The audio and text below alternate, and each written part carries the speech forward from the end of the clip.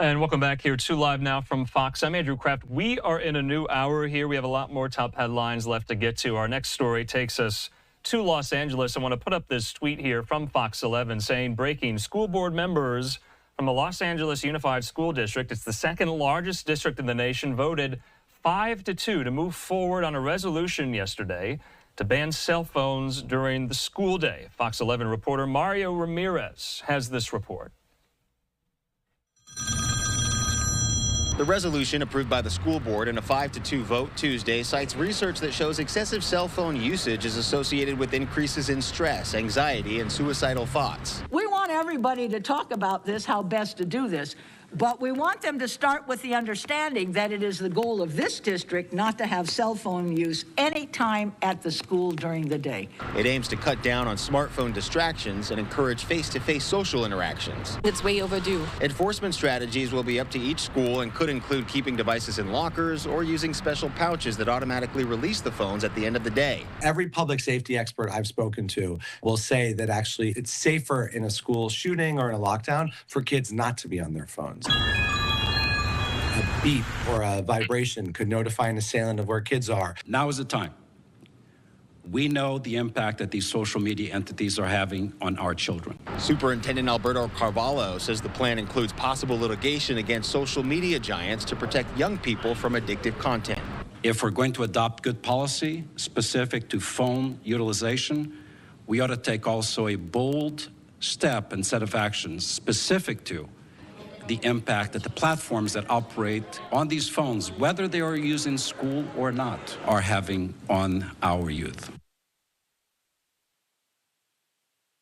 All right, we thank Fox 11's Mario Ramirez for that report. In the meantime, we want to talk about this. We want to talk about how it might be implemented going forward. We're going to do that with someone you might recognize from Mario's report there. That, of course, is the superintendent of LAUSD, Alberto Carvalho. He joins me. Mr. Carvalho, thanks for being with us here, and we appreciate your time. I know you've been discussing this idea on the news today. I think for our viewers starting off here, why did you and the folks there at LAUSD feel that there was a need for this in the school district amongst students? Did you see this coming? I did. Number one, thanks for the opportunity to be on with you. We did. Number one, we've looked at a number of research papers and documents, a lot of documentation that details increased levels of anxiety, depression, suicidal ideation, cyberbullying, the transaction of drugs online, and the deleterious impact on mental health that students who today are spending anywhere between 5 to 10 hours a day on social media platforms is having on their well-being. Yeah. So we decided to take action, and we now have 4 months of runway to actually consult with additional experts, parents, teachers, and the students on how best to implement this new policy. Okay, so yeah, 4 months for implementation here. So just to go back a little, you mentioned some of the harms with having phones out all day at school. Have we seen evidence of what you had described of the purchasing and selling of drugs through social media during school hours in some of these public schools there in the district? Have you seen evidence of that? Is that why? Not necessarily during school hours, specific to the buying of drugs, but we are absolutely aware, particularly in this era of fentanyl that is so pervasive across cities across America. Yeah. We know for a fact that students are often approached via social media platforms and tempted with drugs, bullying, that leads to excessive pressures on their lives. Yeah. Sir, how is this going to work? Are there implementation plans kind of in the works here? What if a kid says, I'm not giving you my cell phone? This is no doubt going to be controversial. Some people are going to love it. Some people are going to hate it. That's why we're going to have 4 months of conversation with the communities. That is why we will bring a number of possible solutions. And look, there are technologies available that disable access to platforms, just allow the phone to be used as a phone, an old-fashioned phone, disabling everything else. There are also ways of locking these devices during the school day. But that's why we have enough time to consult with everyone in our community before we bring the final policy back to the board in 4 months. Are you looking, though, at a punishment, say, if a student doesn't comply? First, we're looking at awareness and civic responsibility for one's actions. Okay. Secondly, obviously, we need to empower principals with the ability to do what's best in their schools. Yeah, are the faculty, are the principals, are the teachers, are they on board with this? Well, we're going to find out. What we do know is that we've taken a lot of input from the teachers over the years who say that students are distracted. And there is a connection between distraction, the time they spend online, the time they spend on their phones, and student achievement, in addition to the depression, the suicidal ideation, and the bullying that we have detected. So I think a lion's share of teachers, and we're going to consult with them, will appreciate the fact that if this is done right, they will have the captive audience they deserve to have in their classrooms. I see, yeah, because it does seem like they are going to be the ones on the front lines trying to implement and execute this policy. Let's talk about the parents. Have you heard from parents? Are there concerns possibly that, if my kid doesn't have their phone at school, how am I going to reach them if I need to? Right.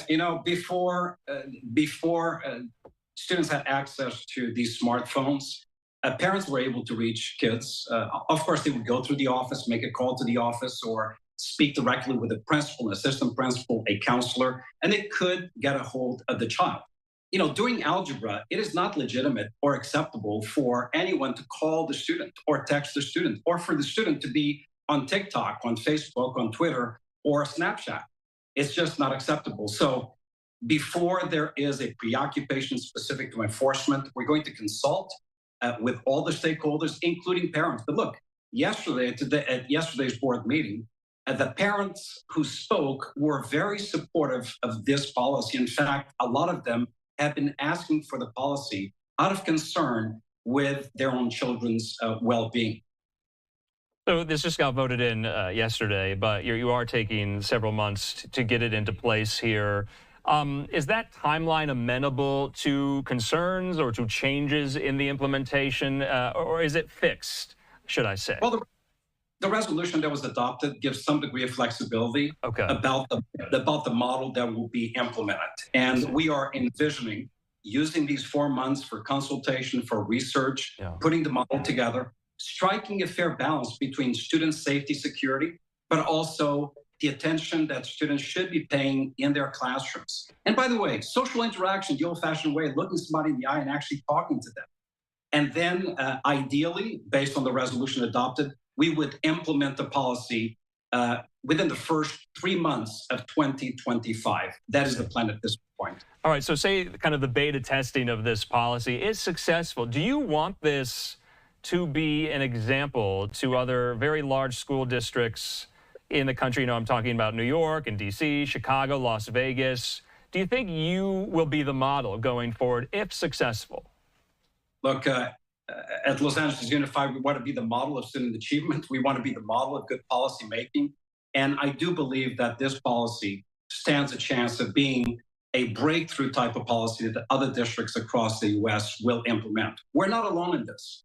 The entire state of Florida has passed a recent legislation that basically significantly restricts access to cell phones during the day. That's good public policy. I know of other districts that are eyeing these types of policy moves out of concern for students' well-being and out of concern for student achievement levels.